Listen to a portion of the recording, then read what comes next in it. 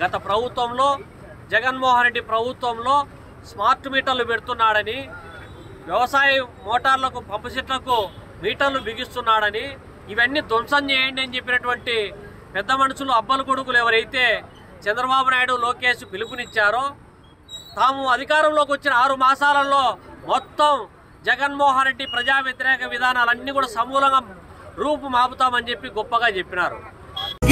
పోరాడుతున్నా అగ్గి రగులుతున్న తీరుగా పగ్గున మంటలు లేసిన, పలకరెందుకు ఒక్క మాట పదవులెక్కిన మంత్రులారా, నిలవరెందుకు ఒక్క కాడ నీతి లేని నేతలారా.